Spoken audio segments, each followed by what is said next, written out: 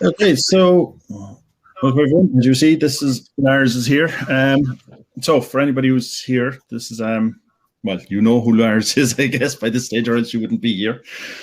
So Lars has very, very generously agreed to spend some time talking to us to tell us all about his adventures and how he discovered Lithuanian beer, Lithuanian Farmhouse beer particularly, and where it led him, and basically to give us an overview of what is a very unique brewing culture. So Simonas has joined us as well. So Simonas here, I'm going to bring up as well here, is from Dundulis. I'm sure I'm pronouncing that wrong. Dundulis. Yeah, Dundulis. Dundulis. My wife will kill. Yes, okay. Hello. So he's here. Today, what we're probably going to do is mainly it's going to be Lars talking, giving a presentation, and then we have our panel here. We have Richard and Marius from Black Donkey and Canvas, and Christina is supposed to be joining us. And they'll kind of just be a panel just to have a conversation rather than fire questions at you afterwards. It'll be hopefully more of a conversation and a chat, and we'll see where it leads. For anybody who wants to, you can throw in questions. There's a feed there. There's a Q&A section, but you can put in questions, which makes sure we can get to them. But we're not guaranteeing anything. We're hoping the chat will kind of cover everything, basically. So if it's okay with you, Lars, maybe I'll let you just take off if there's anything you want to say. I'll hand control over to you. No, I'm good to get started.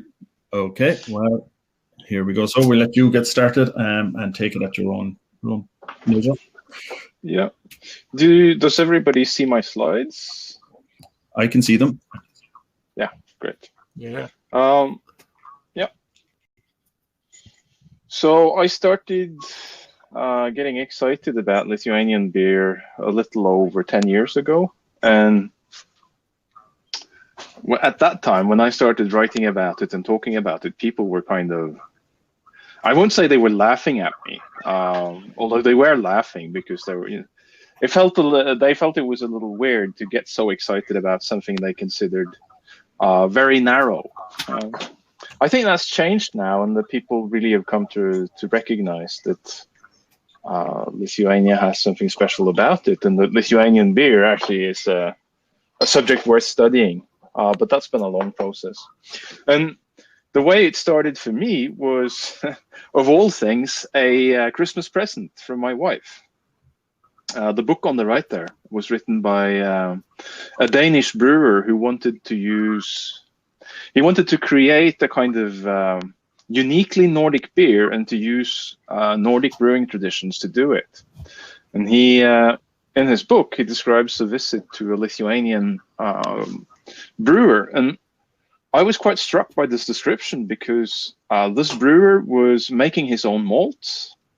He was growing his own hops. And he even kept his yeast in a jar in the well. And he also had a brewing process that was really bizarre. So I thought, Lithuania sounds interesting. So there are cheap flights to Vilnius from Oslo. So I basically found a suitable weekend and just went there. And I'd found this bar in a cellar in Vilnius that looked like they had Lithuanian beers and it should be interesting.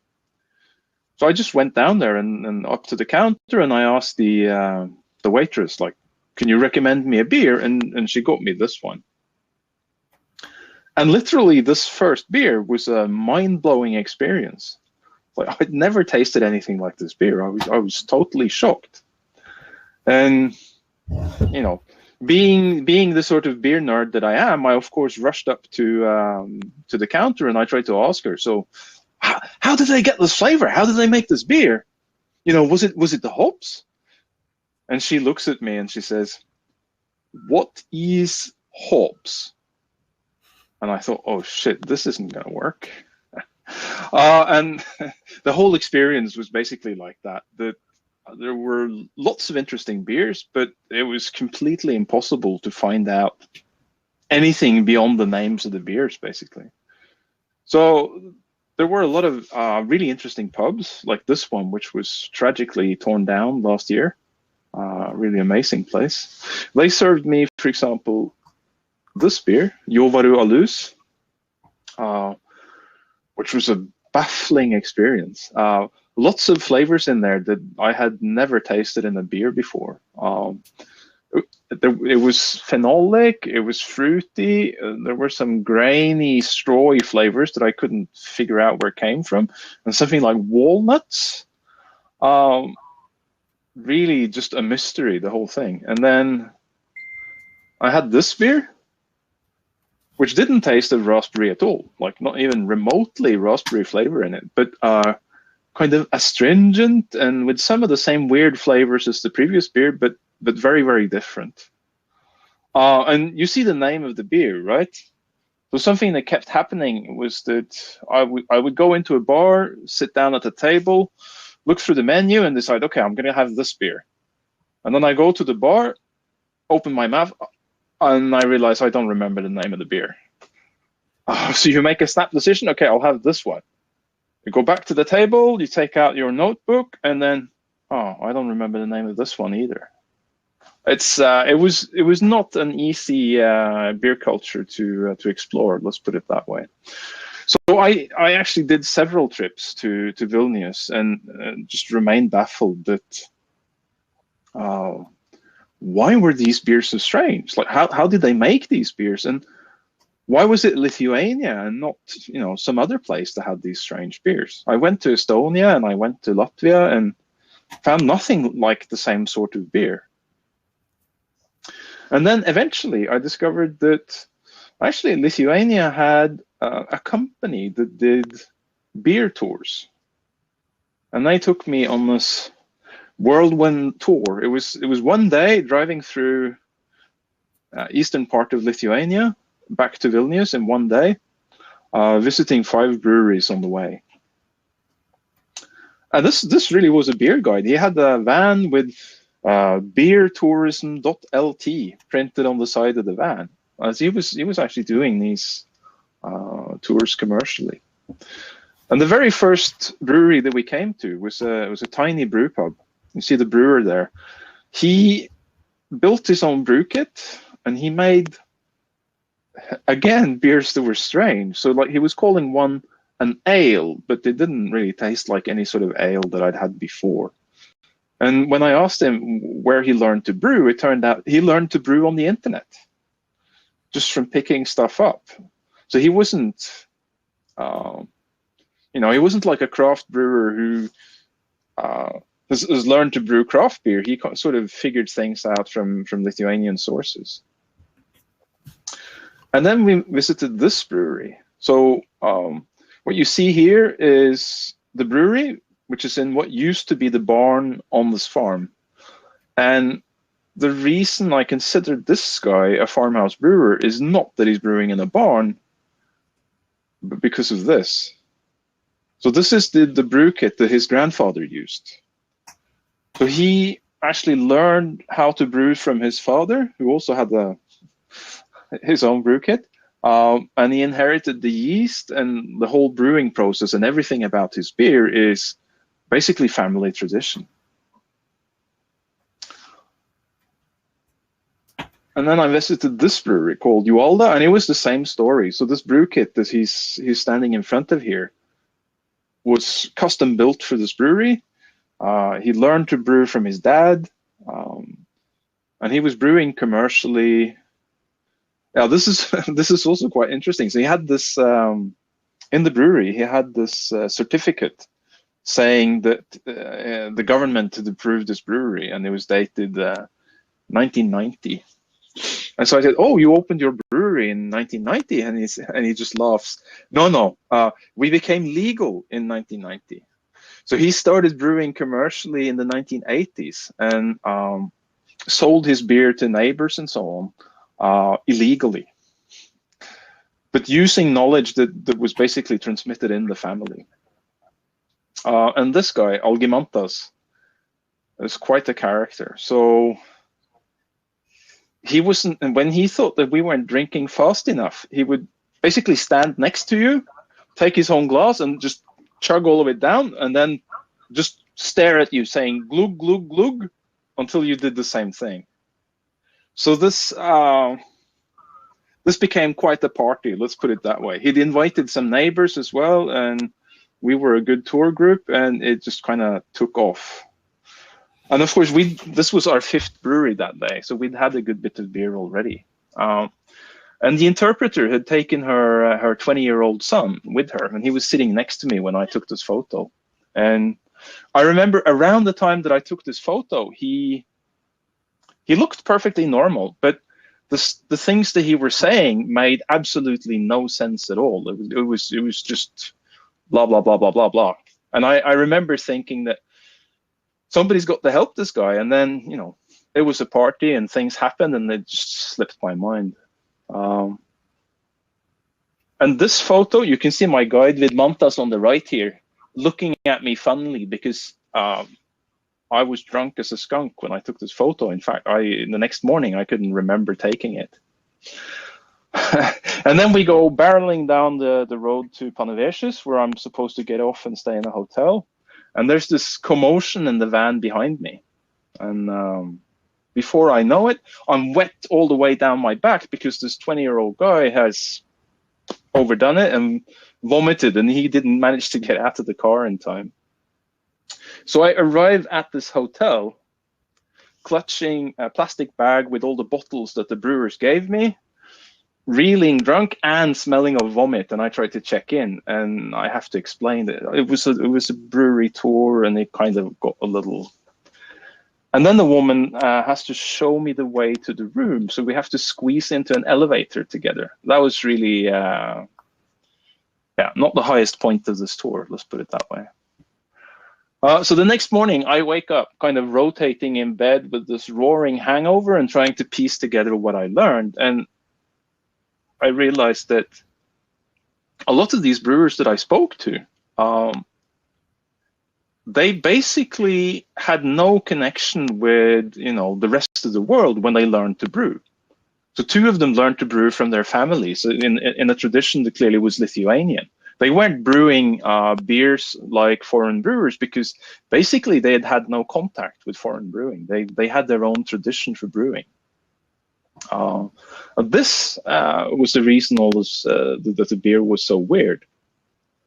And to explain how things ended up this way, let's take a look at Lithuanian history. So I'll do a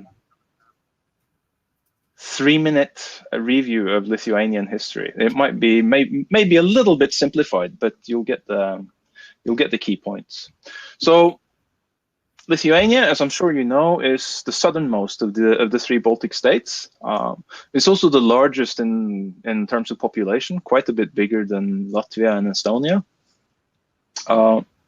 And people tend to think of these as, you know, the Baltic states, but they're actually quite different from each other. So in Estonia, people speak a language that's related to Finnish and Hungarian, but not to the other European languages. It's very different, actually. Whereas Latvia and Lithuania both speak Indo-European languages from the Baltic branch, and Lithuanian is a very conservative language. It's kept a lot of the aspects of the original Indo-European language. So if you know a few languages, you can recognize words from Greek and Latin and Russian and so on in Lithuanian. But religiously, Estonia is Protestant, Latvia is Protestant, but Lithuania is Catholic. And what you're seeing here is kind of, in prehistory, Latvia and Lithuania had a lot in common, and then the later course of history kind of tore them apart, and Latvia ended up following a path that was more similar to Estonia. And that's what we're going to look at briefly. So in the 13th century, there was just one small pocket of Europe that was still pagan, and that's the Baltic area here, including what later became Prussia. And there were 2 German orders of warrior monks that were originally parts of the Crusades, but when they someone should mute their microphone because there's some background noise. When basically when they gave up trying to conquer the Holy Land, they needed a new task, and they basically turned their eye to the Baltic, where there were still pagans, and they, from 1200 onwards, conquered what's now Latvia and Estonia and Christianized it. But they couldn't conquer Lithuania. They tried, but they actually failed. They were beaten.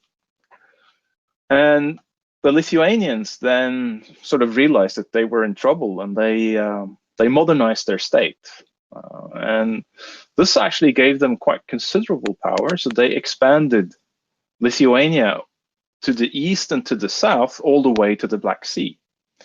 And then they ended up as this giant pagan state in between the warrior monks in the north, Christian Poland to the west, various Russian states to the east, and the Tartars to the south. So they were quite heavily strained, and they got out of this by forming a union with Poland and becoming Christian. So in 1386, Lithuania was the last country in Europe to go Christian. So this, now you see why they ended up like this. So Latvia and Estonia was ruled by these German warrior monks and later by German elites. So they turned Protestant when the Germans turned Protestant. But Lithuania followed Poland and remained Catholic. And this Polish-Lithuanian union had one crucial flaw. It was an elective monarchy, and the king was elected unanimously. So if a single nobleman refused to recognize the king, he wasn't elected.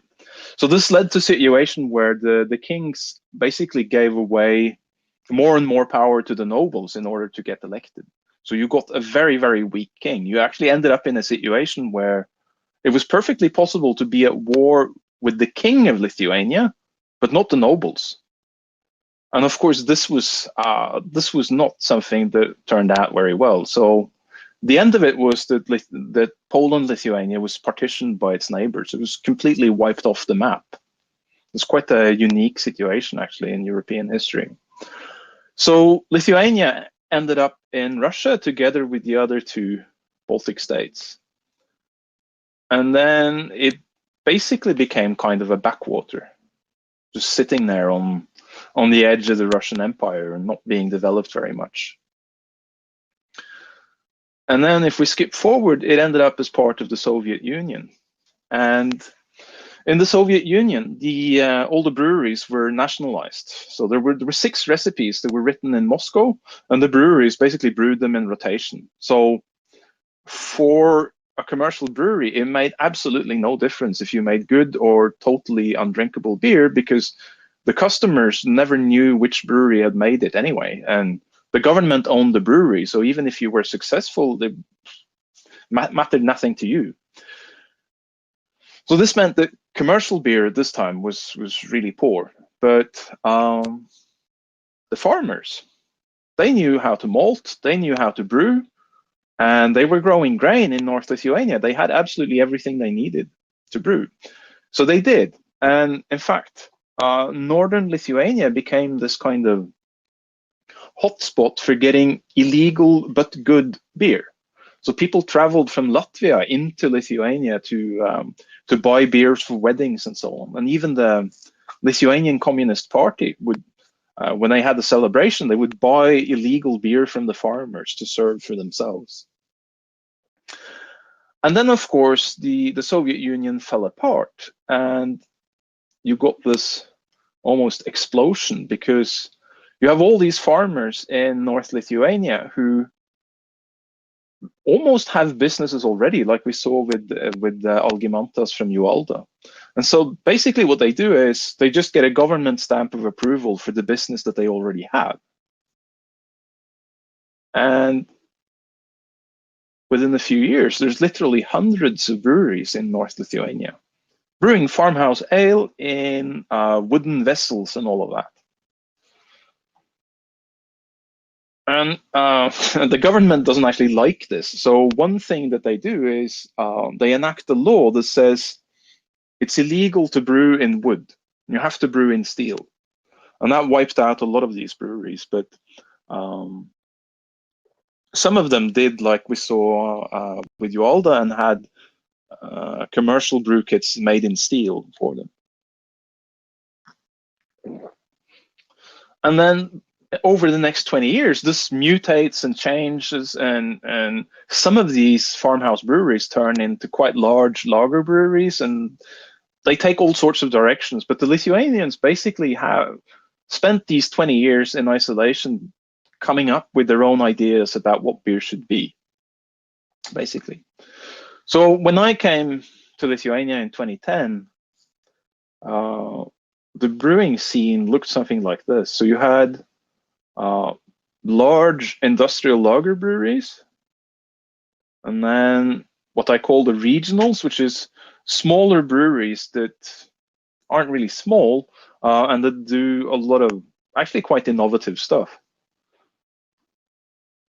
And then micros, which some of which are newly started, like Dundulis, and some of which are farmhouse breweries that developed away from farmhouse brewing, basically. And then you have some breweries that they started as farmhouse breweries and they really stick to the tradition and maintain that very strictly. So it's a quite different brewing scene from what you would find in another European country, to put it that way.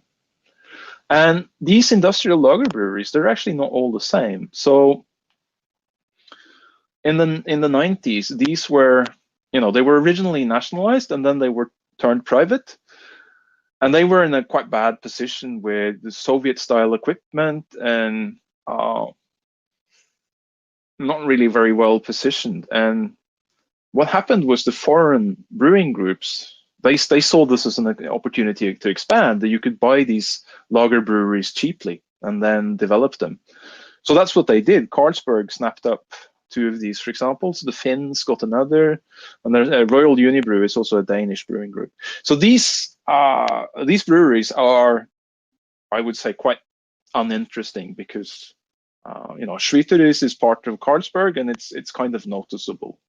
They have Carlsberg-style training and equipment and make fairly straightforward lagers. But this brewery, Kaunas, which is actually in the center of Kaunas, is quite different. And their beers have this taste that I call Lithuanian. It's the flavor that I think comes from commercial Lithuanian malts, which is quite unique and recognizable. So even though most of their beers are just straightforward lagers, they're actually quite interesting. And then we have Biržų, which is another of these industrial lager breweries. They're actually, I would say, a quality lager brewery. They do 90-day maturation, no high gravity brewing or anything like that, and they also do a lot of experiments. So they produce a lot of quite interesting stuff. One of their more notable beers is this one, which is called Širvėnos. What they do is they use 15% of the grist is actually peas, green, fresh peas from farms near the brewery. And when I was there, they told me that this was something they started doing in the Soviet period when you couldn't always get the malt that you needed. And since peas contain starch, you can kind of steal enzymes from the malt and get sugar from the peas as well. And in the unfiltered version, you really can taste the peas, which don't taste like green peas, but it's you can tell that there's definitely something going on here. It's not a normal beer. And then later, with the help of Simonas, I discovered that actually this is not something that they came up with in Soviet times. So farmhouse brewers in Lithuania were actually supplementing their grain with peas, but they didn't use green, fresh peas. They were malting the peas, really germinating the peas, and then mashing them and using them to get sugar. I've never tasted a beer made with that sort of pea, so I don't know what that's like. I don't think anyone does that today. Here's another brewery started by 2 brothers who moved to the farmhouse brewing area, learned to brew from their neighbors, and then started out as farmhouse brewers, but turned it into a lager brewery. So they're actually making lagers now. Their flagship beer is called Varniuku. It's a dark lager with caramelized rye. It's really a quite complex beer. Really something I recommend trying. They also have a pale lager called Daujotu, which is it's a very clean and well-made beer, but it's got this Lithuanian malt flavor. If you want to learn to recognize that flavor, I really recommend that beer. It's a good one to start with if you can get hold of it.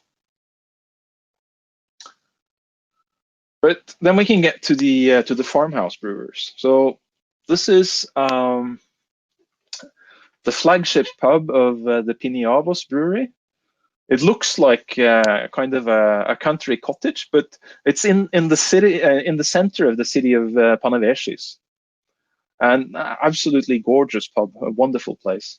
There you can get 3 beers. One that is kind of a normal farmhouse ale, Kaimiškas, and then one that's made with red clover, and one that's made with raspberry. And this is the one that we saw initially. And it turns out the reason it doesn't taste of raspberry is that they're not using the berries. They're using the stems. And that's where the astringency comes from. That's also where the dark color in this beer comes from. So that's, I would say, quite unique. It's a beer made with raspberry canes, raspberry stems. And I was so lucky to get a brewery tour there. Here's the brewer on the right with Montas Perevicius. He's inside this flagship pub when this photo is taken. And you see he's kind of a beefy guy. He's actually an amateur boxer. He's the trainer for the Panavesis boxing team. So this is the brew kit. And they walked me through it. So on the right is the mash tun. They mash in there, then they move everything to the lauter tun, and then they transfer to the fermenter. They're making raw ale. They're not boiling the wort because it's a farmhouse ale, traditional farmhouse ale made in the traditional way. And then I noticed that there was one piece of kit that they hadn't explained. So I asked, so this thing in the back here, what's that? Oh, that's the hop tea cooker. So they do boil the hops in water to get the bitterness, right? But it was when he said that I realized that you didn't buy this brew kit, did you? Because I mean, nobody sells hop tea cookers, right? And they explained that no, they had drawn the brewery they wanted, and then they got local craftsmen to put together the whole thing for them. So it's really designed around the farmhouse brewing process. And that's when I realized why they were using raspberry stems. So this is a Norwegian photo. This is in a traditional Norwegian beer, this is what you would use as the filter in the bottom of the lauter tun. Alder sticks on the bottom, then juniper, and then straw on top. In Lithuania, it would often be alder sticks with straw. But Vidmantas explained that the tradition in his family was to use raspberry stems. That's why it's in the beer. It was originally the filter. Of course, he doesn't need it with the modern equipment, but it gave him some variation, right? And made him able to brew more than just one beer. So the traditional brewing process would be something like this. You use a kettle, you heat water, pour it on the malt, stir it in, move to the lauter tun where you put straw in the bottom, filter into the fermenter, and then in the meantime, you're boiling hops in a little bit of water, and then just adding that to get the flavor and the bitterness. And so he's really designed this brew kit to just replicate what he used to do in wood when the government forced him to abandon wood, basically. So this, now it's beginning to make sense, right? So why do these beers taste so weird? Well, a lot of them are raw ale, where the wort isn't boiled. And then these people have brew kits built for farmhouse ale, and they use these weird ingredients. You have the Lithuanian malts. In this particular case, Piniavos is using commercial yeast, but as you'll see, some of these brewers also have their own yeast. And when you put all of this together, of course, it's going to be quite unusual and strange flavors. And I want to stress this, that when you come to Piniavos and you drink their beers and you see the brew kit, it's literally everything about the beer is dictated by the family traditions of the brewer. So what this means is that there's there's almost nothing that you can call product development here, right? The beer that you're making is the beer that Grandpa made. Period. That's it. You have no choice. You can't change the beer. It's you're brewing within the tradition. And Lithuanian or Baltic farmhouse ale in general was all raw, unboiled ale.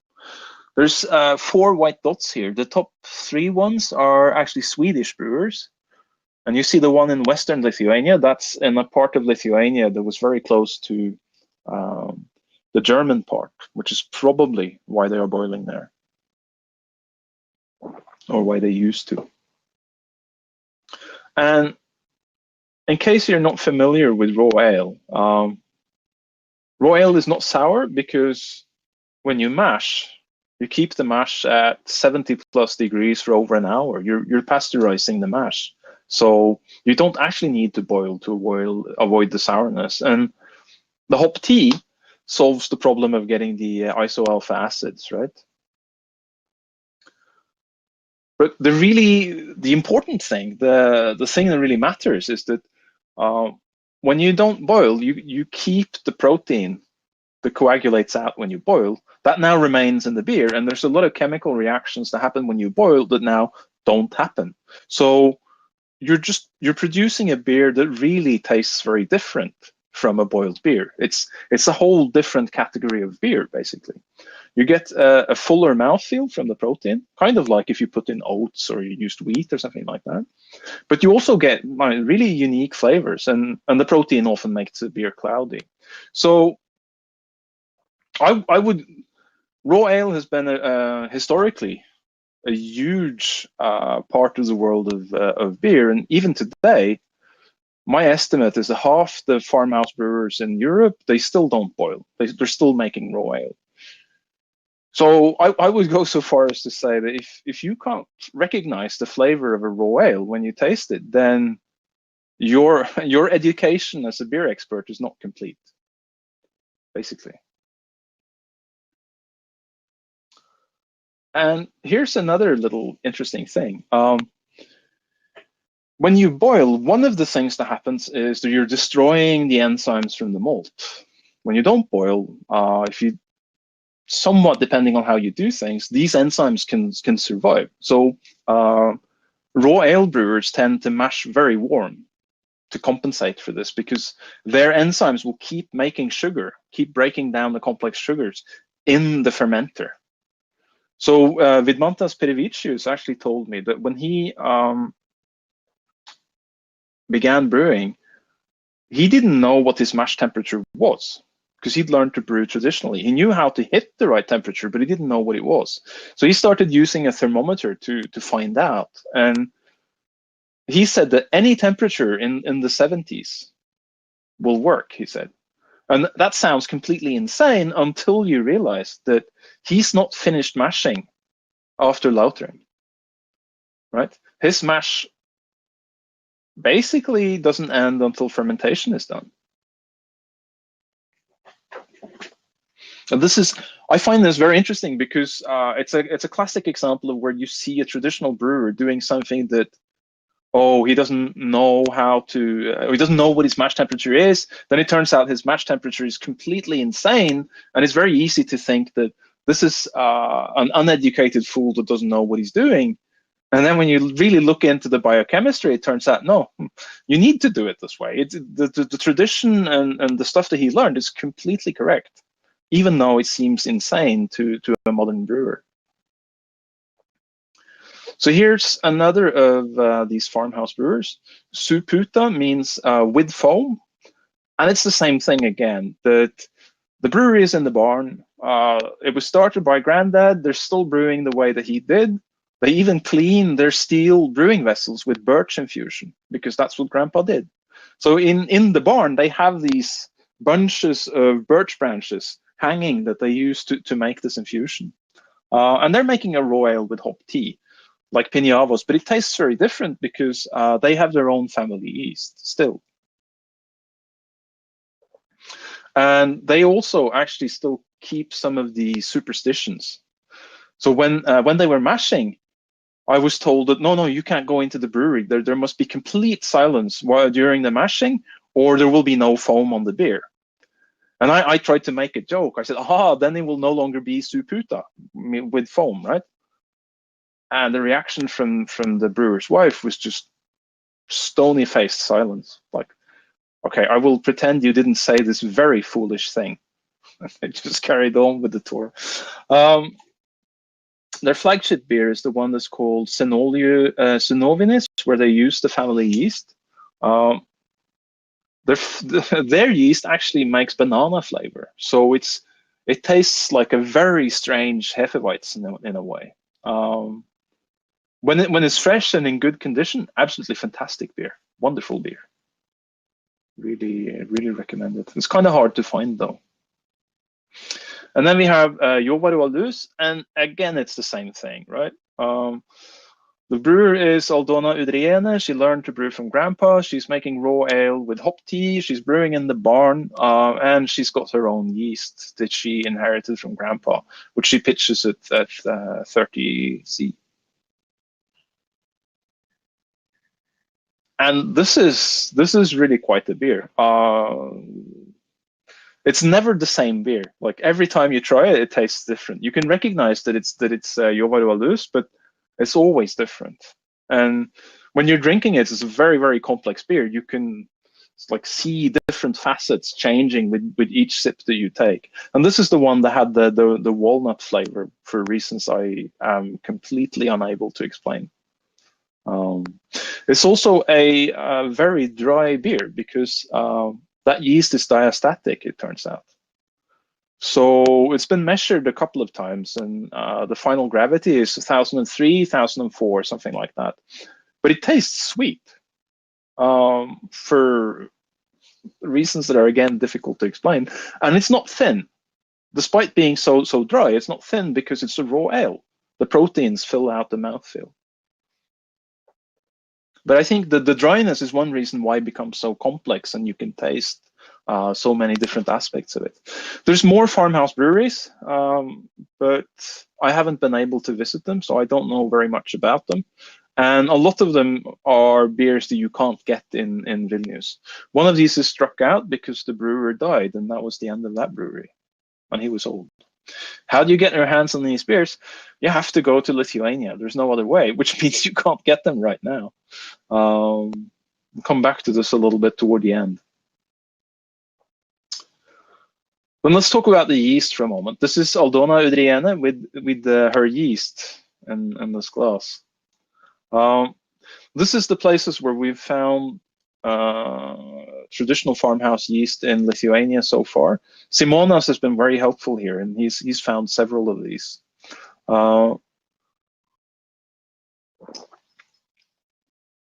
As you can see, it's not a huge number, but it's kind of a strange mix. So several of them are phenolic, but I don't think that all of them are. One is diastatic, but I don't think the others are. And the Yeast yeast is actually a hybrid. Most of the others seem to be Saccharomyces cerevisiae, but there are other yeasts in some of these cultures as well. So one of them actually contains Brettanomyces, although the beer doesn't taste like what you think of as Brettanomyces at all. And if we compare with Kveik, the Baltic yeasts seem to be very similar, with the difference that they're phenolic and the aromas are a little different. It's usually not the same types of tropical fruit aroma. But this behavior that these yeasts have is basically follows from the way the farmhouse brewers were using their yeasts, and that's why they have similar properties, essentially. The genetics of the Baltic yeast is very poorly studied, but from this paper you can see that the Kveiks are all in the top here, a separate branch of their own. But in the bottom here, you find the number 16 Simonitis. So these yeasts don't seem to be related to kveik at all. And it's still an open question whether there is something that we can call a Baltic group of farmhouse yeasts, or whether they're actually different from each other. That's something that's still being studied. Yeah, traditionally, according to Simonas, there were four main types of farmhouse ale in Lithuania. So you have this, I call it Kaimiškas 1. That's the one that you can get commercially, which is quite strong, pale, or pale-ish, little hops, quite fruity. But there's also a version that's intensely hoppy. So Julius Simonitis, for example, well-known farmhouse brewer, he makes a very hoppy beer. There's also been smoky farmhouse ale. And then they have what's called Captinis, which is very different. It's almost black in color and very different flavor-wise. But all of these were raw, as I was saying earlier. And I thought we should look at Captinis before we finish off, because that's really what I've been talking about so far is obviously unique, but Captinis is even more unique, if I can put it that way.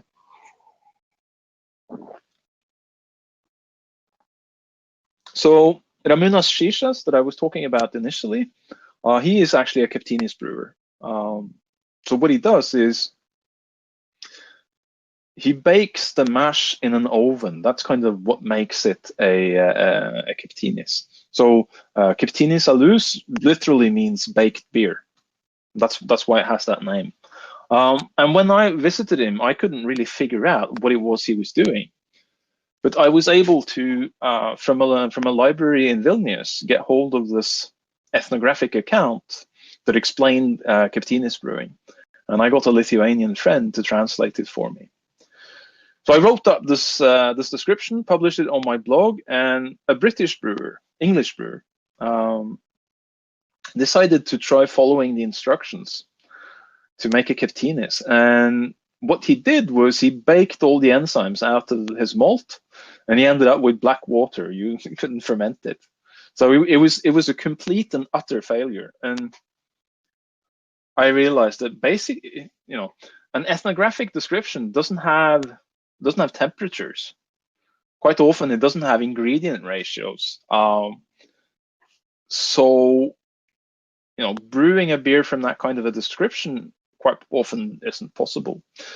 I was very happy when Simonas invited me to come to Viconis and actually participate in a real Captinis brew with a family of farmhouse brewers. So this is the brew house. It's on their family farm. You see Gutautas Janšis is the man who's looking out there. He's actually built an oven specifically so that he can brew Captinis. And what they do is they start out with the normal mash, just ordinary commercial malts, put on boiling water, and then they stir with this mash paddle, and they keep stirring and they keep stirring, and they add water and they go back and forth, and then they pull out the mash paddle, they look at it, stir some more, add some more water, and then they're done. No thermometer. And Simonas explained that what they're doing is, when you look at the consistency of the mash as it's dripping off the mash paddle, you can judge how much water you added, what the water to malt ratio is. And the water is 100 degrees. So this actually, if you know what you're doing, this tells you the mash temperature. And I went over after he was satisfied and put my thermometer in and said 67 degrees. Which sounds weird now, right? Because I said raw ale brewers need to mash hot, but you need to watch the next step.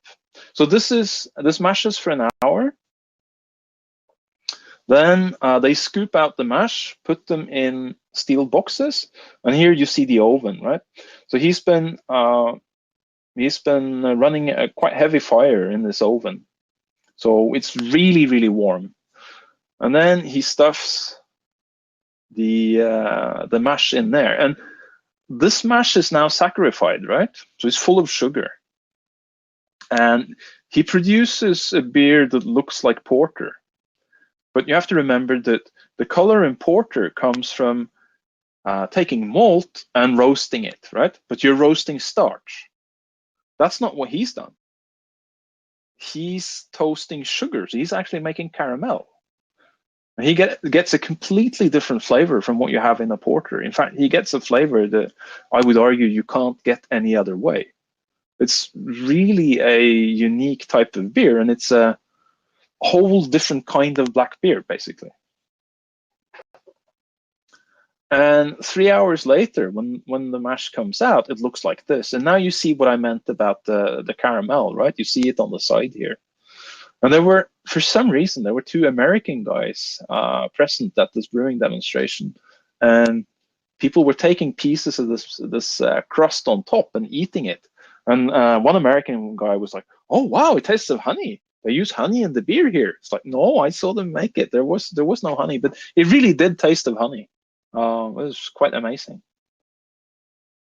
I've tried to brew this beer myself with an electric oven 3 times.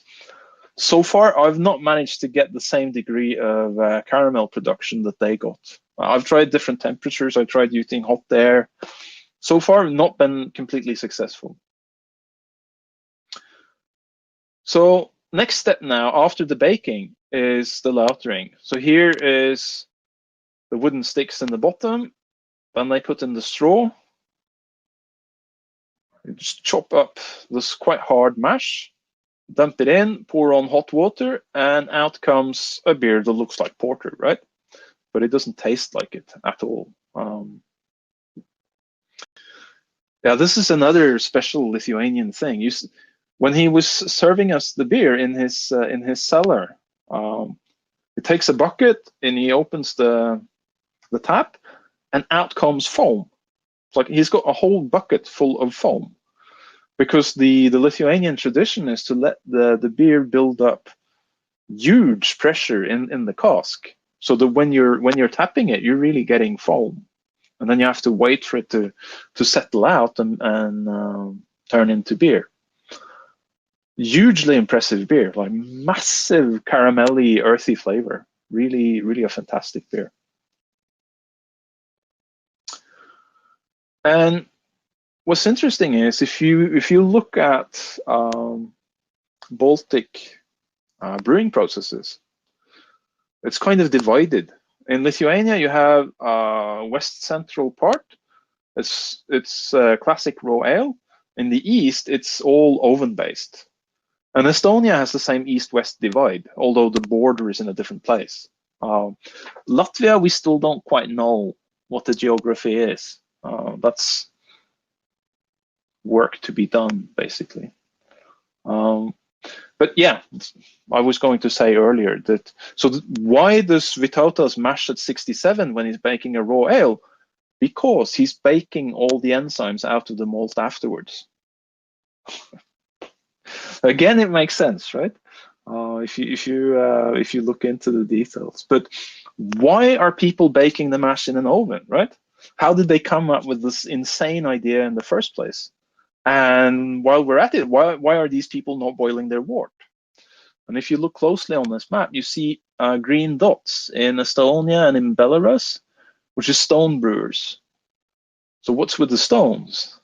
Well, all of this actually comes from the same reason. So what you're looking at here is a copper kettle from the Bronze Age.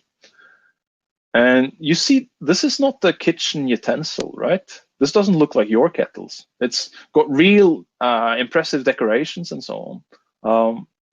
Historically, until surprisingly recently, a copper kettle of some size was a precious object. It was something that cost more money than an ordinary farmer could ever hope to collect.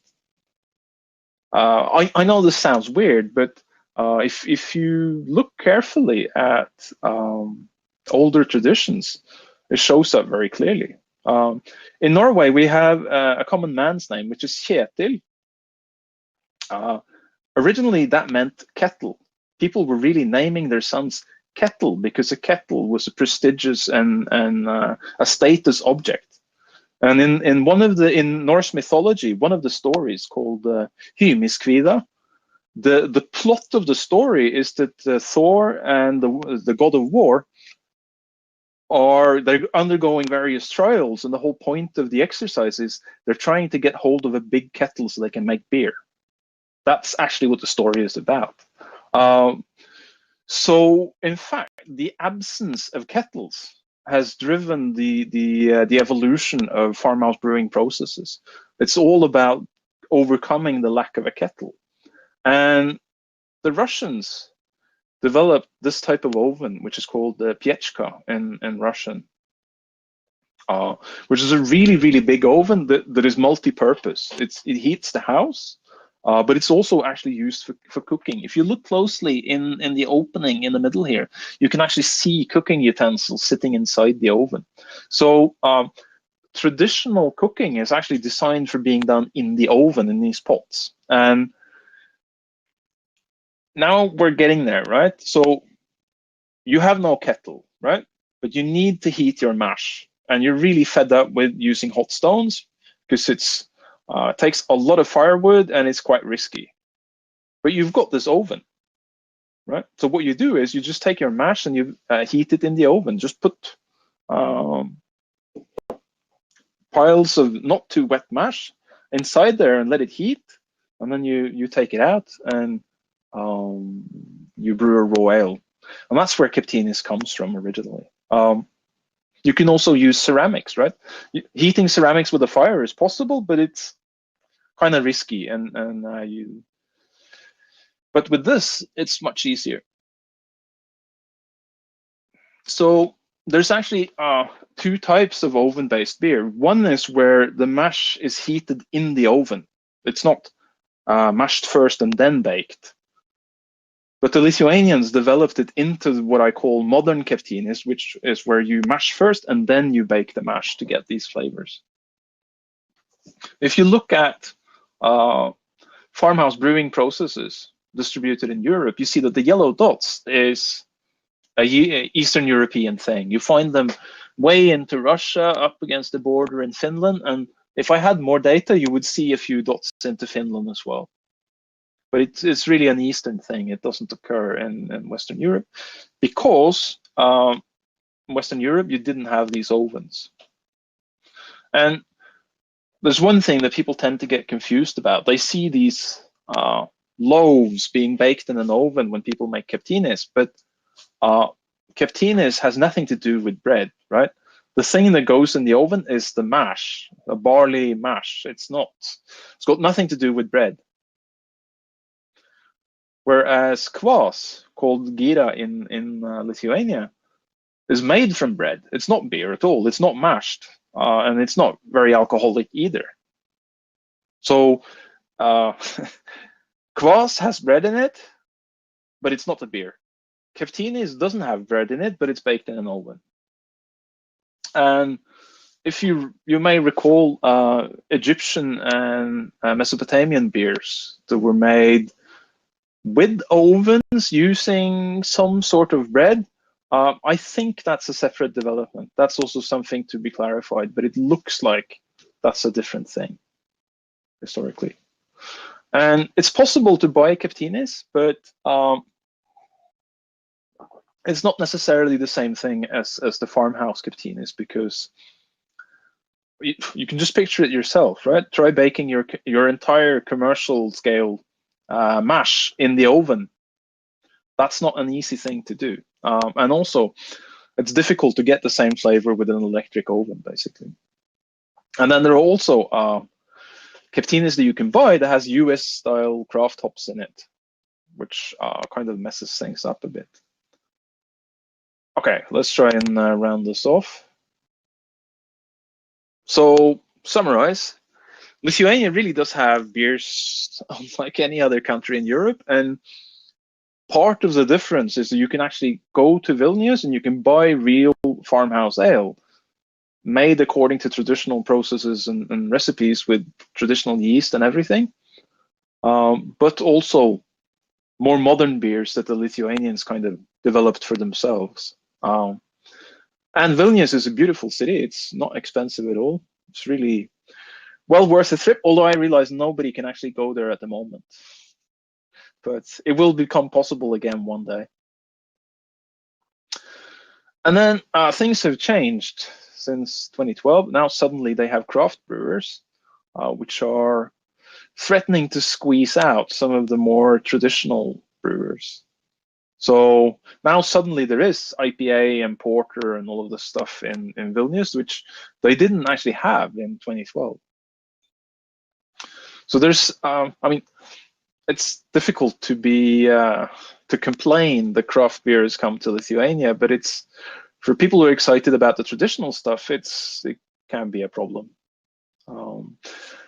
And the north of Lithuania is actually an area that people move out of. The capital is in the south, and a lot of Lithuanians come here to Norway because they have better paid work here. So Lithuanians tell me that the countryside in the north is mostly old people and children whose parents are working in Scandinavia. So the traditional brewing is not really doing great. It's still alive, but I'm not sure how it's going to develop. So the slide says go while you can, although of course you can't. So once the chance comes, you should jump at it. That's actually the whole talk. If you want to know more, I can promise you that the book on the left is the best guide to Lithuanian beer in English. That's absolutely certain because it's the only one. The book on the right has more about oven beer and raw ale, but also Norwegian farmhouse ale and stuff like that. That's it. Okay, I'm going to drop the slide there. Thank you, Lars. So that's a huge amount of information to take in. But so just to explain to anybody who's watching who came in a little bit late. So what we have is Lars is here, Simonas from Dundulis Brewery, who actually make some traditional beers as well. And to kind of save everyone's time and maybe keep it going, rather than fire questions at Lars, what we have is we have a panel here as well. We have Christina, who's a historian, archaeologist, beer judge, founder of the Ladies Craft Beer Society of Ireland, and I've probably missed about 1,000 other things. We've Richard from Black Donkey, and we've Marius from Canvas Brewery. So they're both brewers who, the idea is they can turn on their microphones now and we'll try and have a chat, basically, which might make it just more interesting than firing questions at Lars all the time.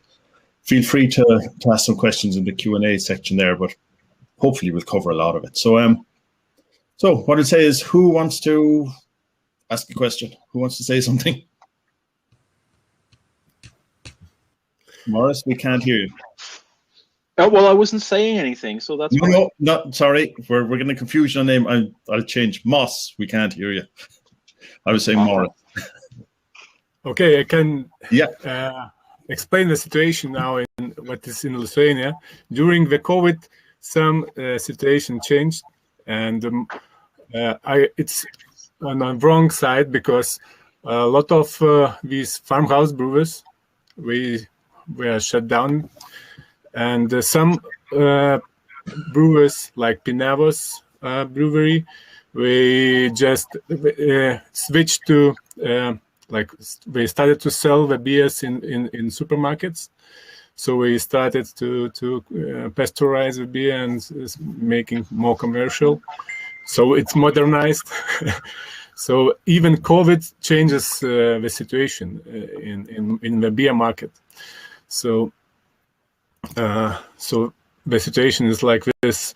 Also, what I can explain, if you want to taste a real farmhouse ales, so you need to go straight to the brewer, because the versions that you will get in Vilnius, they are a bit different, and most brewers they just filtering even the raw ale. They filter this beer through kieselguhr, something like paper filters, and the taste is not the same as in the brewery, what you can get in in local bars like Piniavos or Suputa breweries. So, and that is what my comment for this day. What is the situation? Okay, so Lars, did you have something there? I mean, you probably have a ton of questions.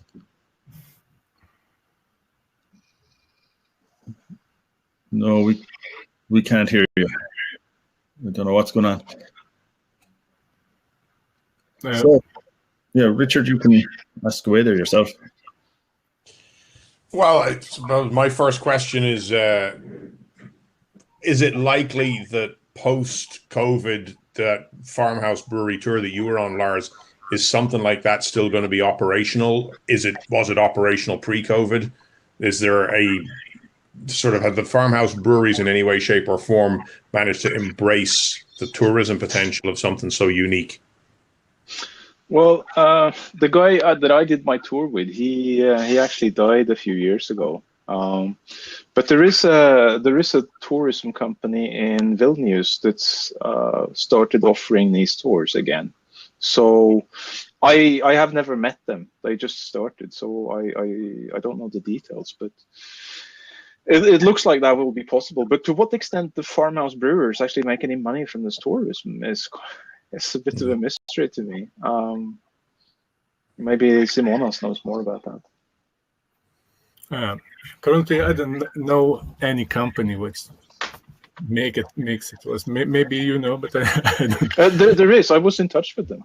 They have a website. Yeah, I've been in touch with one. And on the link, I'll put the link in here if I can find their details again. Also, you need to check all these breweries, which way makes the tours. Most probably it will be like bigger breweries like Rinkuškės and something, because we like making marketing or something like this. I don't know if they do the tours to the real farmhouse brewery. I'm not sure either, to be honest. They seem to be quite knowledgeable about beers, but I can't really guarantee anything. So yeah, so like you're saying that the farmhouse brewer beers are available in Vilnius and presumably Kaunas and Piniavos and the rest as well. So is there very specific bars, or are they widely available, or can you just go into any pub and pick up one, or are there very specialist ones? Oh, it's specific places. So the Šnekutis bars, for example, and also a place called Alaus Namai. And there used to be also Bambalina. Now you see the problem, right? Remembering these names is not going to be very easy. But my guide is available as a free PDF, so I guess it's easier to find it there. But you can't just go into any bar. But this is also the trouble, right? That let's say you do go into a random bar. There's one called Akivarai, which is kind of a student pub in a basement. It's already closed. Yeah, I bet it is. But if you know what you're doing, you'll recognize that one of the beers is a raw ale. But it doesn't say anywhere. Nobody's going to tell you. You just need to know. So it is kind of a tricky beer market to navigate. But Alaus Namai has a very good English beer menu where they explain what the different beers actually are. So that's really a quite friendly destination. Unfortunately, they have this weird thing that they don't use the names of the breweries. Instead, they refer to the village. If you cross-correlate with my guide, you can figure out which brewery is which. Oh, God. Yeah, it's completely bizarre. Yeah, that's how it is. As Lars mentioned before, the craft brewers now is like we take all the part of this market, and it's the farmhouse beers. Like you can find them in just several bars, and sadly, but yeah, it's even farmhouse brewers are dying, or we are switching, we are making like IPAs or something like that, and so like farmhouse IPAs. Okay. So as Lars remember, I just sent him one photo when you can find like IPA. And it's sadly, but yeah, we need to survive, and we make marketing, and we make IPAs, pale ales, and something like that. So are they seen as kind of old-fashioned, or just something to be embarrassed about, or what? Or is it, that it's just another couple of years and there'll be a huge interest in them, and people will look back and see what they were? Or oh, sorry, I couldn't hear you. Some noise. The thing is that, like, the fact that they're dying out and it's IPAs, they're kind of becoming more popular. Is it that people are kind of see them as, old-fashioned beers or from a poorer time or something, that they're just not interested in them? Or I think it's also on the quality, because the raw ale is very tricky, and when you get it to the Vilnius, it becomes not in becomes weird and something like that, but as I said, and Lars told that if you want to taste the farmhouse ales, so you need to go to the brewery, straight to the brewery.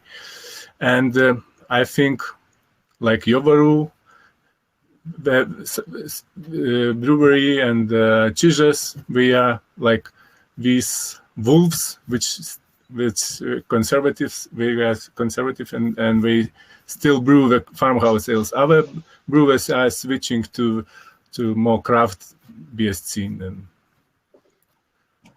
so it's like some of these farmhouse breweries are dying or switching to craft beer scene. Right. And do you think the switch to craft is that driven by the consumers wanting what they think is available overseas? They're wanting the latest, newest, most exotic thing.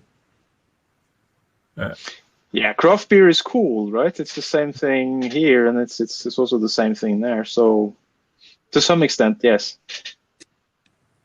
Yeah, that's what I was wondering. I could see that they'll just start to kind of understand the value of it just when it's too late or something. Yeah, that's kind of, and that was one of my motivations for publishing that guide, actually, for in the hope that Lithuanians would kind of get some help to see this the way it looks from the outside. I don't know how much it's worked, but it was very pleasing to see the guide on display in Vilnius airport. So apparently has been noticed at least a little bit. Maybe, but I don't know if there's any real sign of a change in attitude. Do you see that, Simonas? I think there is another way to encourage the brewers to brew farmhouse ales is like export scene, and it's like you can find some craft breweries where you are making like something common to with farmhouse ales, something similar to this. But the problem is that this farmhouse ales, real farmhouse ales, are very local, and these beers are not great in shelf time, and this is the main problem. Why? And as you said, all the North Lithuania is like dying out, no population there. So these breweries they losing the clients in local clients. That's another problem. But we're talking about only these commercial breweries, but actually, after our government increased the taxes on beer, so local people started to brew their own beers. So the real farmhouse ales are like we still alive, and we are increasing the number of these farmhouse brewers, real farmhouse brewers. But so not commercial. This is not not commercial. Just for it's like legal to brew for ourselves in Lithuania. So there is a lot of brewers in Lithuania, local, not commercial. We brew for themselves, and so. Real farmhouse brewing is or was home brewing, just in a different tradition. Right? That's why Simonas made the distinction that if you're a real farmhouse brewer, you're brewing for your own household. Yeah, because all these commercial brewers, they have something that differs from these real farmhouse brewers, because you know it's forbidden to brew in wood. So this is the great difference, because the beer which is brewed in wood tastes different. It has this taste of the wood and something. So, but it's hard to get these local farmhouse brew taste in these beers. You need to know someone who will get you to this guy who brews. That's a secret. So yeah, the wood there.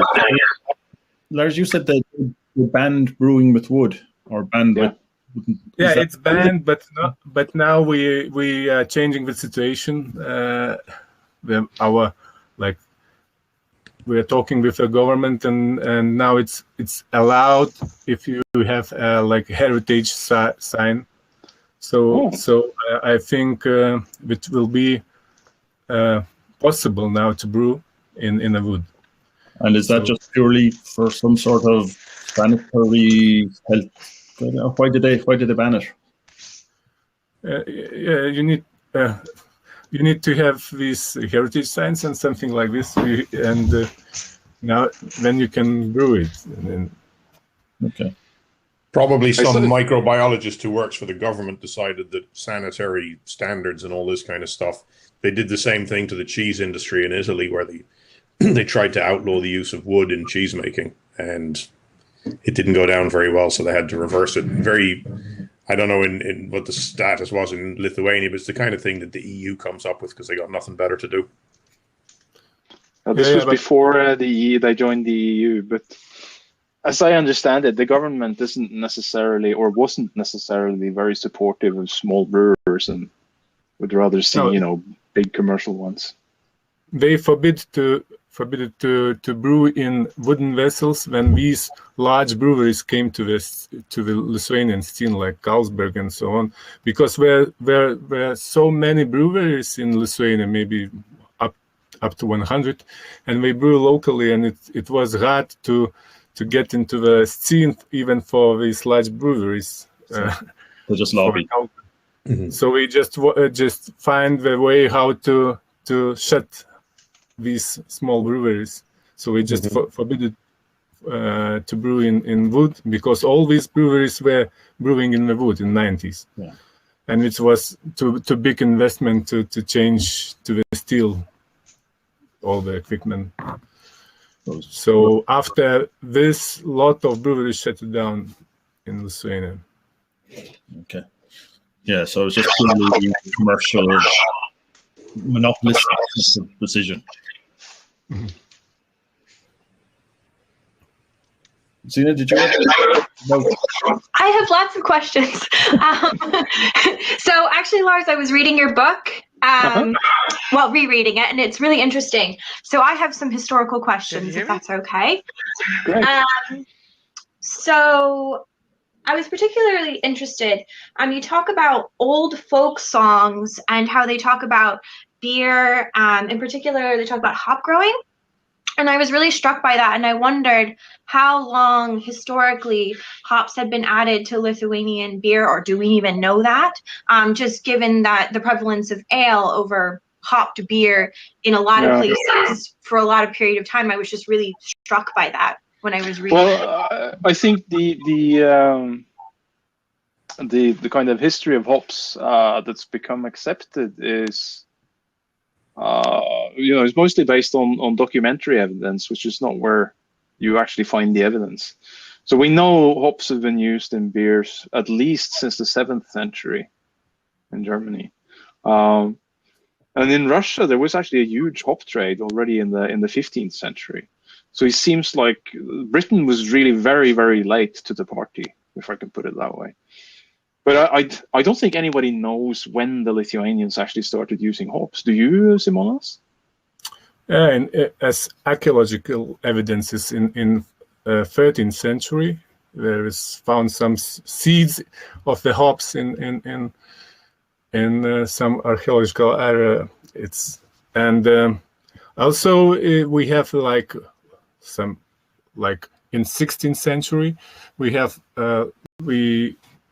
huge export of the hops to the western, to the Germany maybe, or something, to even maybe to England, because there was even law, if you will just if you ruin the hop yard, so you have a punishment for or fine for this. And so so in 16th century it's evidence that it was huge hop yards in Lithuania. So we can tell what for sure in 16th century there was hop yards, and the hops were growing for some purpose, for commercial or for brewing.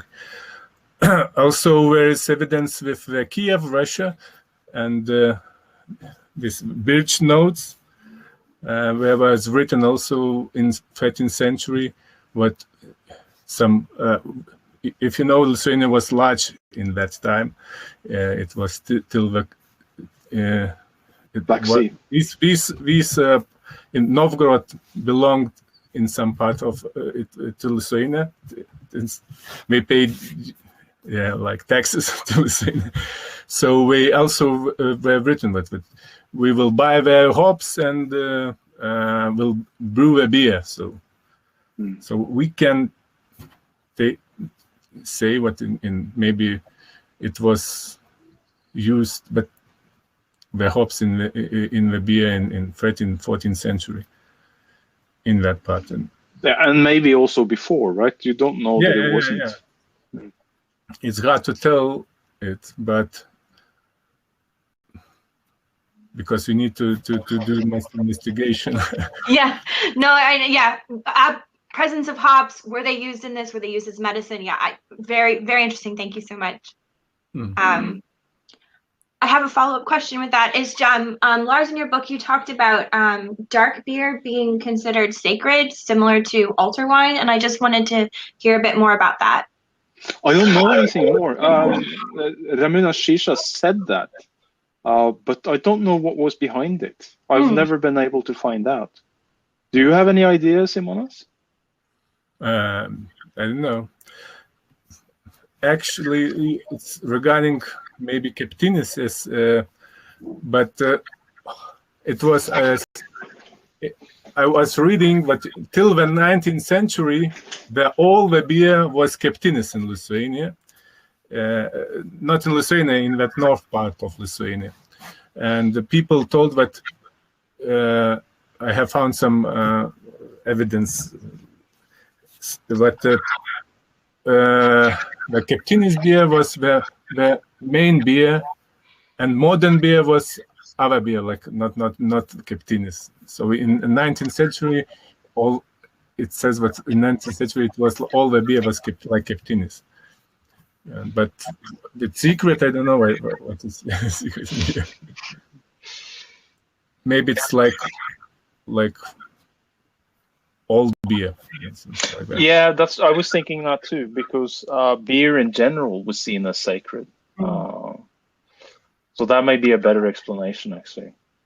Yeah, do you think the fact that Lithuania stayed pagan till the last country in Europe, has that had any effect on the type of beer, or would that just be? not being a pagans, but being conservative, because we have like Lithuania is the center of the two cultures, of Western culture and Eastern culture, like Slavic and German. It's like clash of these cultures, the center of it. And we have, even in Lithuania, we have like more Western culture in Western Lithuania and Eastern culture in Eastern Lithuania. So this part in Easter, we have more conservative, and even the houses, all the things are more ancient. So I think that is why Captinai was survived in that part of Lithuania, because it's more ancient version of a beer. I think this conservatism is a good answer. If you look at a map of, say, when the Black Plague hit different parts of Europe, you can see that Norway is one of the last, and Lithuania and the Baltics is even later. And then it's the same with Christianity as well. It's a fairly isolated part of Europe in some ways. Also, we have like Soviet times, and there was nothing good in that times. So if you want to make something good, you need to do it by yourself. So where people were breaking their bread, even making their beer, because if you wanted to make a quality things and eat something quality, so you needed to make it yourself. So that is why all these brewing tradition survived during the Soviet times. Yeah, I think, Lars, you were mentioning as well that basically, yeah, like the Estonia and Latvia kind of had a lot more, somehow, or like Lithuania managed to keep its independence within the Soviet Union to some extent. Yeah, that's true. The Lithuanians really fought quite heavy guerrilla war against the Soviets, and then afterwards they also managed to remain more independent. But there is actually traditional brewing in both Latvia and Estonia still. It's just much harder to, particularly in Latvia, it's very hard to get close to it. Latvia and Estonia were more like of the Western culture, because if it was like these crusades were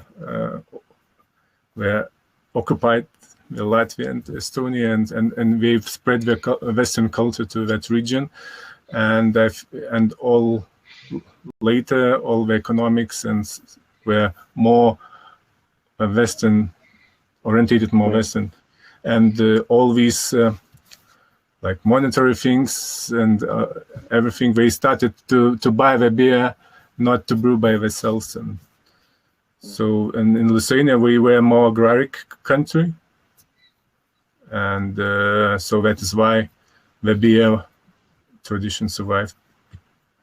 Actually, if you look at Russian history, one thing that's kind of puzzling at first is there's a lot of famous Russians who are Germans, like, you know, Eisenstein, the film director, a lot of the explorers. And what happened was this German elite in Latvia and Estonia, where that was the most the part of the Russian Empire that had the most education. So they were kind of suppliers of highly educated people to the rest of the empire. So as Simonas says, they were really in a quite different position. So I just seeing a question here about second, let me find it here. Yeah, about the grains that are used. Is it mainly like what kind of grains are typical in Lithuanian beers? Is it mainly barley? Is it? Yeah. Is there, and peas, of course? But there is actually this paper that I showed by Juozas Petrulis. It actually says that in the Captinais they would use what in English is called bromus. It's actually a weed that grows in the grain field, and You can talk more about this, Simonas, that they were using other things as well. Yeah, so actually, the Captinai survived in that area where the soil was not so like in good quality, and the people used for the beer, for Captinai's beer, they used not very good quality grains. Like say we used these grains for the bread, but low quality like brome they used we're mixing the grains, so that's why we used even peas and other like wheat, rye. It was very common to use rye for Captinais. Which of course tastes mostly of the process anyway, whereas the raw ale really tastes a lot of the malt that you use, so it kind of makes sense. Yes, and in that part and in that southeast, northeastern part of Lithuania, where Captinai's tradition survived, we even used like herbs for brews. Not always we get the hops, so we used like yarrow or other herbs which I don't know the names in English. So it's not.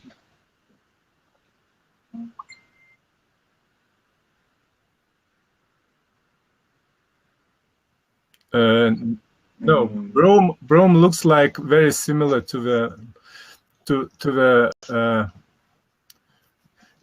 the small rye or to the small wheat. Yeah, you can see in Wikipedia here. There's a photo. Yeah, it's a grass, like grass, and it.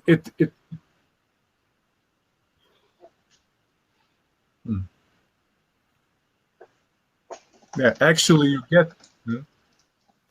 you get all this brome, then you like separate the grains from the other weeds, so you get at the bottom all these seeds of the brome.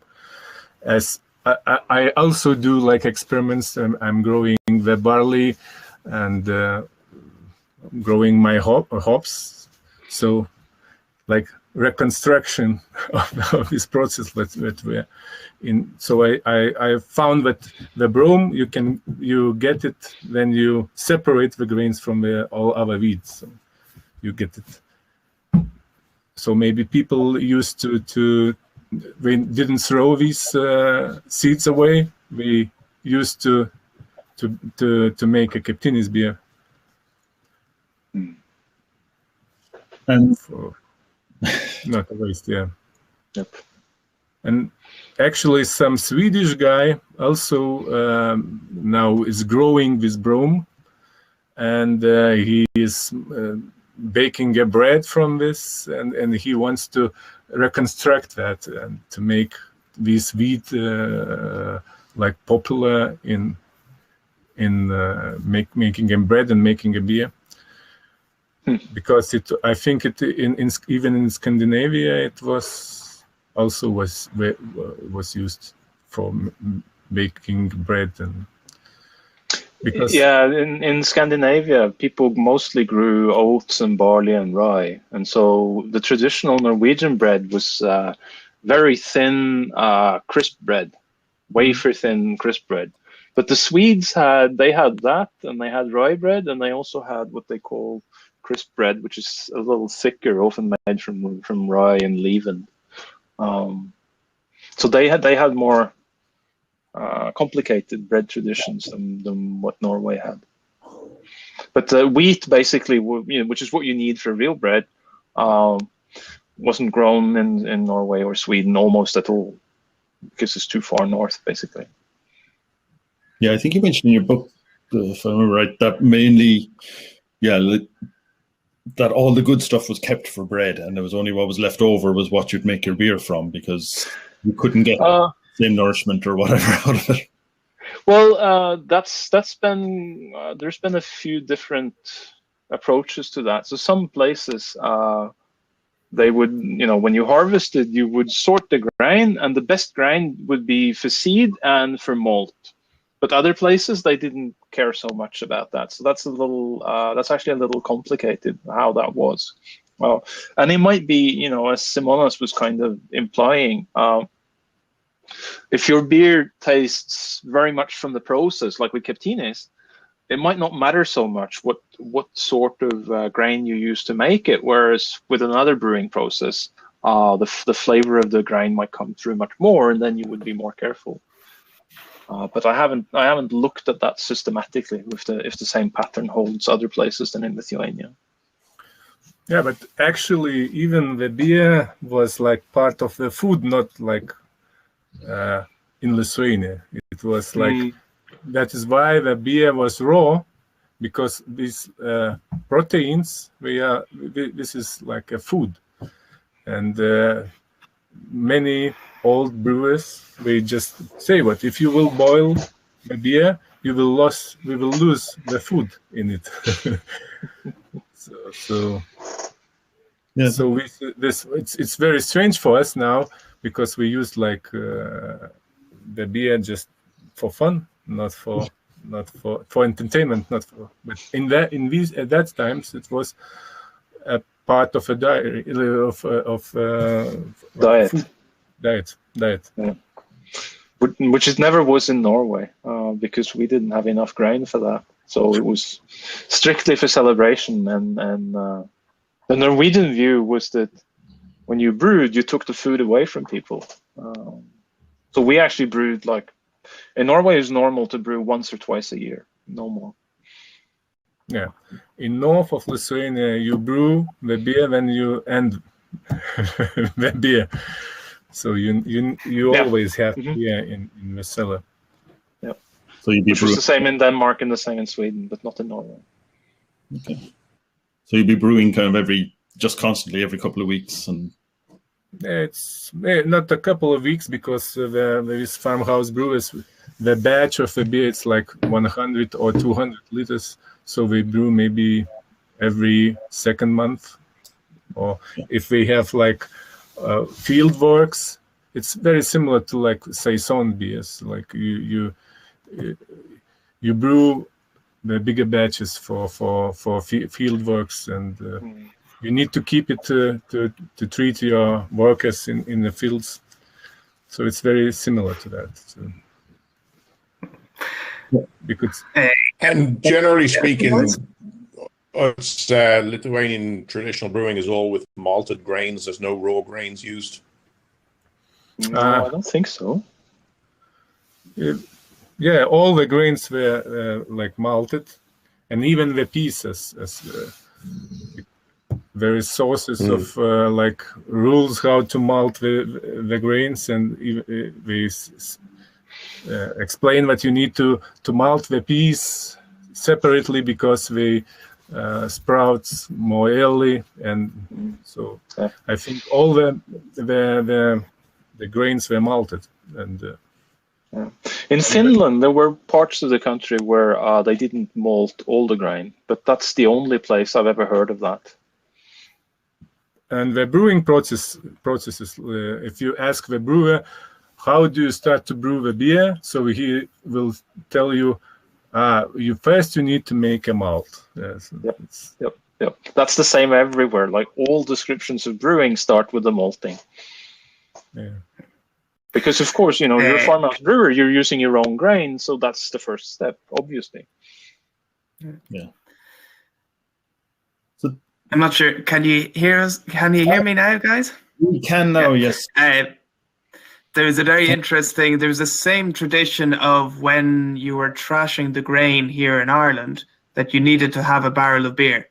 When you were talking about pouring the beer with lots of foam, that's a local publican. He can remember he used to pour the beer, and he said he had 2 buckets. You fill one bucket with beer, and it's all foam. And then the one that you've poured previously, you can pour into people's glasses. And then you refill that one, and your first bucket is ready. Now you can pour it into the glasses for the customers. So those traditions of the farmhouse and the festival of when you're harvesting or when you're trashing the grain, it's in living memory here. I tried to find documentation of Irish farmhouse brewing. There was a Museum of Rural Life put a lot of archive material on the internet, and I tried to go through that, but I never found anything like any descriptions, or I know there was farmhouse brewing, but I haven't been able to find any descriptions of it. There was brewing there's a local monastery here, and an archaeologist did a dig on it, and they dug up the malt kilns, right. But this is back to Christina will probably school me on this, but this is back early generations, as in this is 10th century, 11th century in Lara. But they had very specific kilns. They had one kiln for the wheat and one kiln for the barley, for drying the malt basically and the grain. And they were using sweet gale and they were using different herbs. Right. And were the kilns different designs or the same design? Same design, but apparently they found, with the barley, they didn't find any weed seeds, but with the wheat, they found lots of weed seeds. And apparently the monasteries wrote lots of rules around malt. And they, wheat was of the same value as malt, but raw barley didn't have the same value, basically. So that was how they added value to the barley. Yeah, they had really strong hierarchical standards for different grains and different malts. With the lowest being peas, which I'm actually fascinated about pea beer, because peas and beans were sort of the lowest level of grain, and so you could possibly speculate that they might have been added into brews with the lowest level.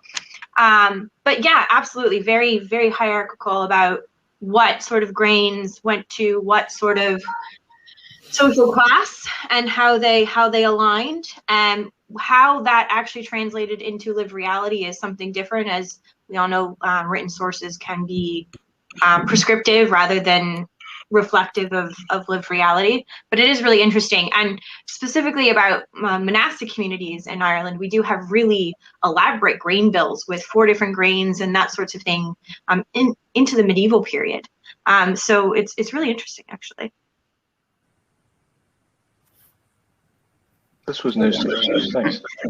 And actually, on that, I wanted to ask how far back do we know that pea beer was being made in Lithuania, or do we know that, or what is sort of one of the earliest sources?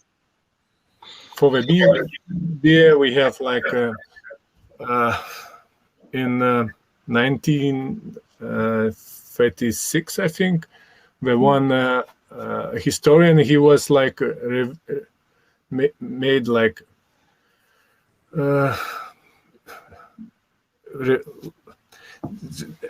like asked the brewers, and he made a survey. Yeah, made the survey, and this Vaitiekūnas, and it was like all the people said what when we make a beer, we use up to, I don't remember, 10 or 5% of a piece. So it was like, the evidence was like, but it was till the Second World War. But I don't know what in previous times what situation was. But actually, it was also the rule to add this piece to increase the foam, to make it more thicker, and because I think the piece also could make when they started to use also the sugar in the beer, because to lower the body of the beer, but to keep the foam of the beer steady. So maybe that was the reason why they put it the piece. I don't know, but I have that like evidence that we put the peas in the beer till the Second World War, just from one source, from Vaitiekūnas. Maybe just quickly, Lars, because it's you, the yeasts. How different are the yeasts in Lithuania, or how close are they to other yeasts? Can you repeat? Sorry. I'm just thinking about the yeast, because I know you mentioned one specific yeast you got from somewhere, and it was like nothing else in the world or something. It was totally unique. So I'm just wondering how unique the yeasts are in Lithuania. Well, the Jovaru yeast is definitely very unique. This hybrid that's diastatic. We don't know as much about this as we should. Basically, it's been a very slow process to get the genetic research done. But my impression is that it definitely is unique, and that there's more than one kind of yeast. So in Norway we have the kveik, and all of the from Western Norway, all of the yeasts are one family. But the Lithuanian picture looks more complicated, and I don't know why. This is something that I really hope we can get more research on in the near future. Yeah, but also we have a situation that we had like commercial breweries in from the 16th century, and most of these commercial breweries were like German-like, and all these farmhouse brewers, they just like stole or collected the yeast. It's probably we could collect the yeast from these breweries.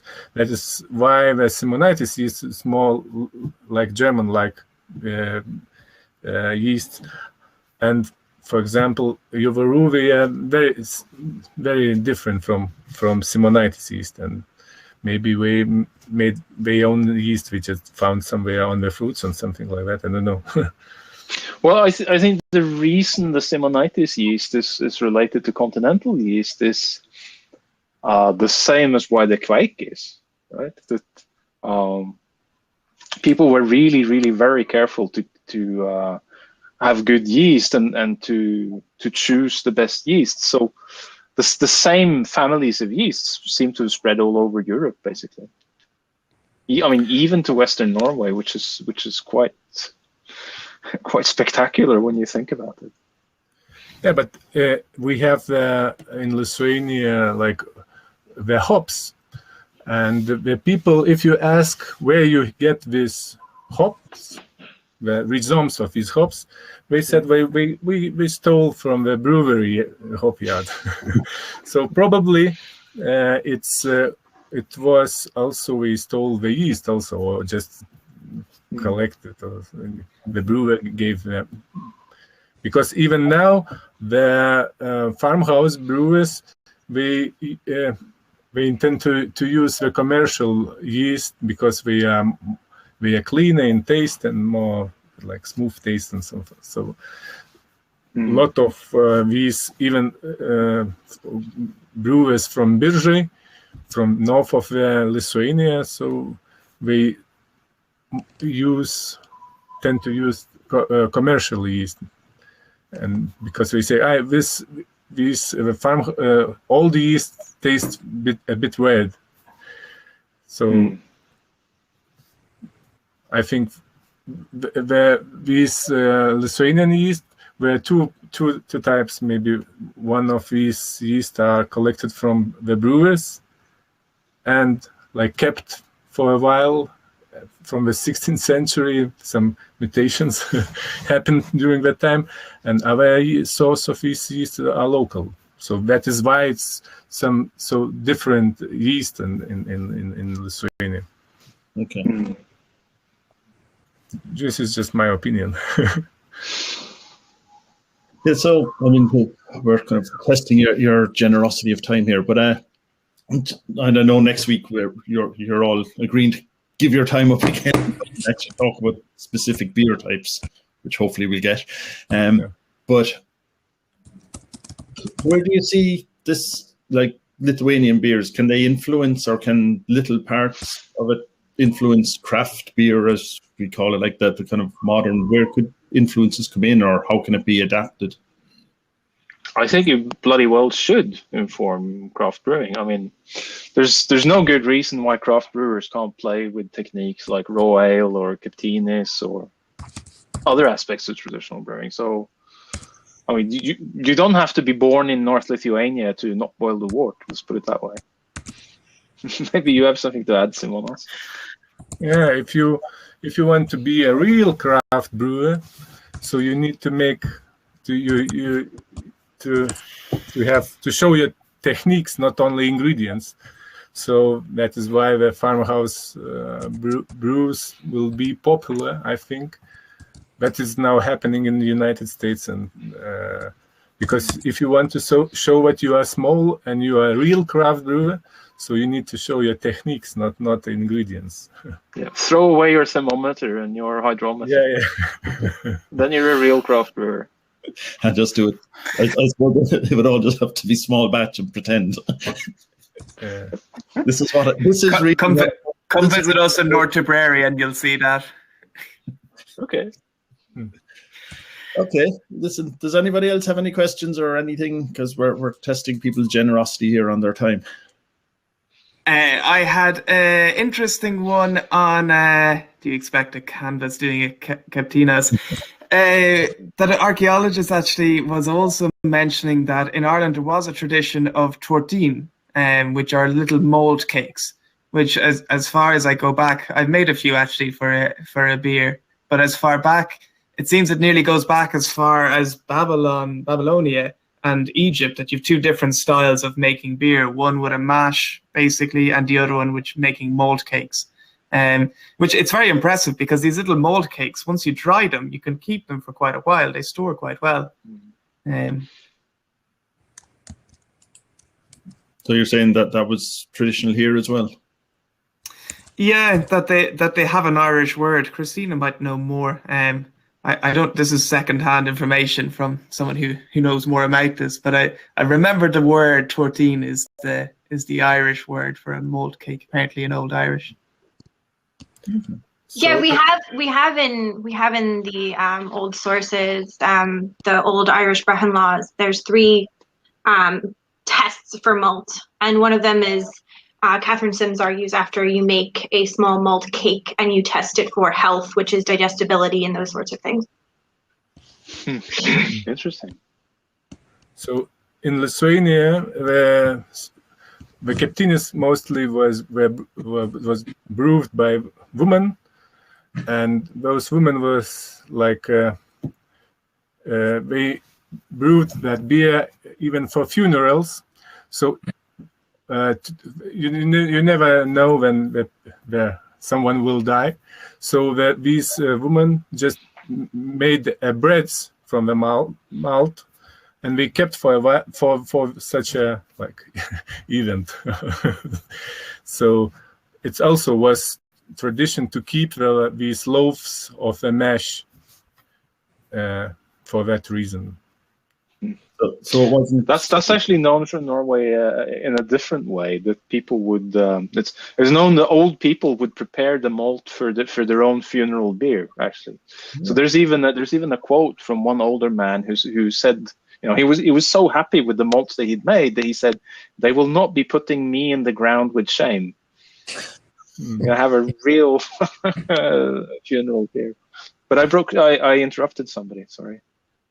No, I was just amazed at that because I had the impression that the Captinai, that the baking of the malt was always fresh. That was just, I suppose you never said it. I just got the impression that it had always been fresh just before they brewed. I didn't realize they kept it. This, if you Lars maybe knows this Onute from Yužintai, that woman brewer. So she told me about this, and but she sometimes makes loaves and dries it to for some reason. Now she's also smuggling and making a beer for local people. So she's kind of commercial brewer, and so she has some tricks to make Captinai's beer. So one of these is to make more breads and to bake more breads and keep it for next batch. And she has an old, like the old Russian type oven that you showed.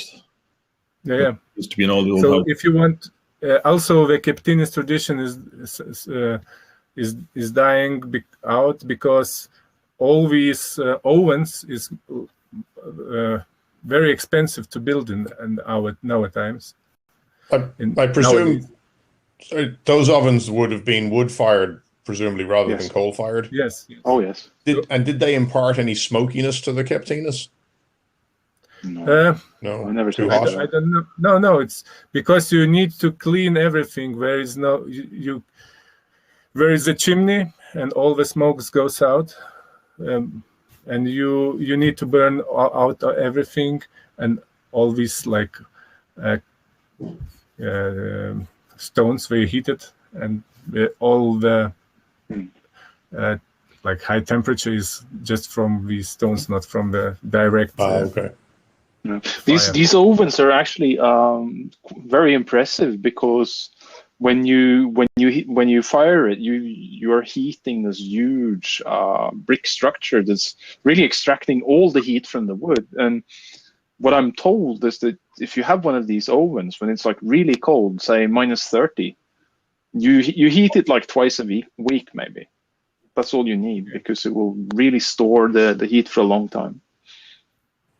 And which is actually one reason why it doesn't work very well in Norway, because if you do that, then boop, the weather will change and suddenly it will be +5 outside and you have to open the windows because your oven is going to stay hot for another 2 days.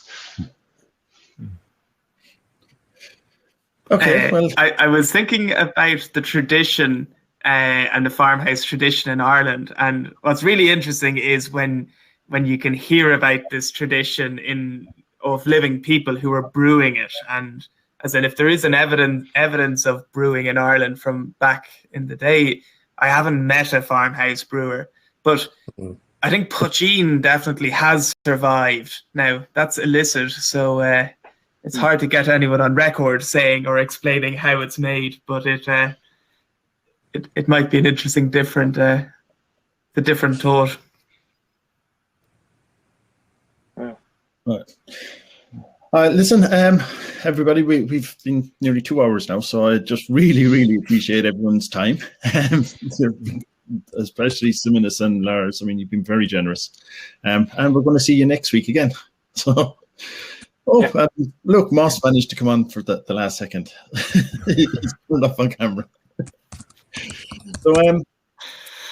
So next week, same time, we're going to have, and Simonas is going to be kind of leading this, but it's going to be getting more into the technicalities that we were just touching on there, and how the different changes, how it tastes the beer, and just into the more technicalities of it. So I suppose I hope the beer will reach you.